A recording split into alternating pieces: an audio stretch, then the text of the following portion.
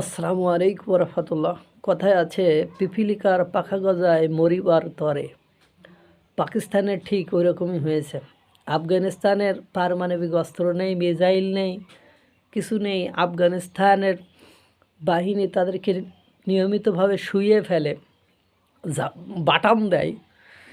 এখন আমার কি মনের ভেতরে কুরকুরানি জাগছে যে ভারতের পেছনে লেগে ভারতের দিল্লি আর মুম্বাই গুড়িয়ে দেবে ইসলামাবাদ। অর্থাৎ পাকিস্তান স্বপ্ন দেখছে ঘুমির ঘরে যে যুক্তরাষ্ট্র পাকিস্তানে আক্রমণ করলে দিল্লি মুম্বাই উড়িয়ে দেবে ইসলামাবাদ। আমি প্রায় আপনাদেরকে বলতাম, দেখবেন এরকমই হবে। যুক্তরাষ্ট্রের সাথে পাকিস্তানের অন্তরঙ্গ সম্পর্ক, সিআইএ পাকিস্তানের গোয়েন্দা সংস্থা, যুক্তরাষ্ট্রের গোয়েন্দা সংস্থা এটা প্রকাশ করেছে যে পাকিস্তান যুক্তরাষ্ট্রের জন্য হুমকি স্বরূপ। এই জন্য তারা এখন বুঝছে যে যে কোনো সময় পাকিস্তান হয়তো বা বিনা হিসাবে খরচের খাতায় তুলে নেবে ভারত।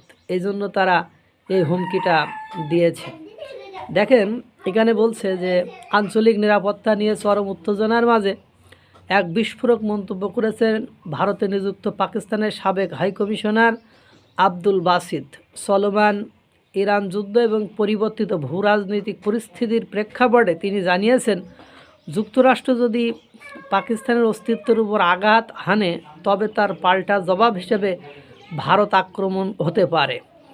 2014 থেকে 17 সাল পর্যন্ত দিল্লিতে পাকিস্তানের শীর্ষ কূটনীতিক হিসেবে দায়িত্ব পালন করা বাসিত একটি কাল্পনিক সবচেয়ে খারাপ পরিস্থিতির আলোচনা করতে গিয়ে এই মন্তব্য করেন।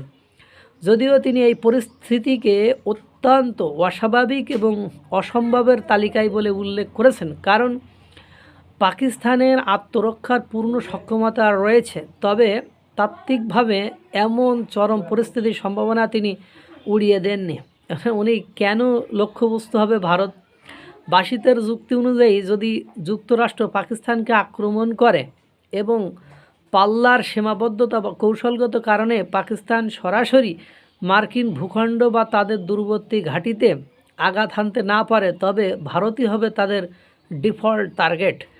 তিনি বলেন, যদি যুক্তরাষ্ট্র আমাদের আক্রমণ করে এবং আমরা যদি উপসাগরীয় অঞ্চলে অবস্থিত তাদের ঘাঁটিগুলোকে বা ইসরায়েলে আঘাত করতে না পারি, তবে আমাদের হাতে বিকল্প কি থাকবে? তখন একমাত্র অপশান হবে ভারত। তিনি আরও যোগ করেন, আমাদের সামনে তখন আর কোনো পথ থাকবে না।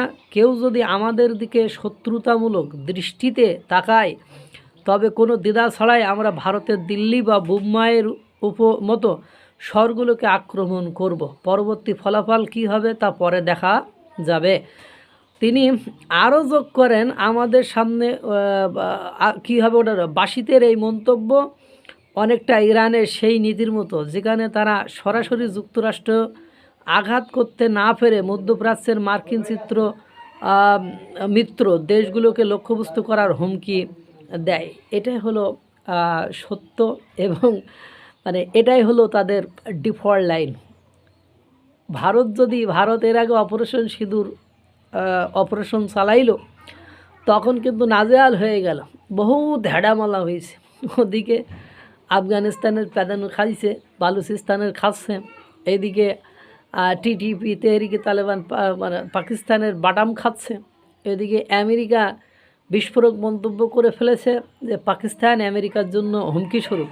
এখন কোনো দিকে না পেরে অর্থাৎ যে ইসরায়েলের সাথে ভারতের সম্পর্ক ভালো, ইরানের সাথে ভারতের সম্পর্ক ভালো, মাঝখানে আমি পাঠা, পাকিস্তান পাঠা, নাফাকি বান্দারা মাঝখানে বসে আমরা এখন কি করব? হতাশ। তারা এখন পুরোই হতাশ। সিনেমা পুরোটাই এখন তাদের বাইরে।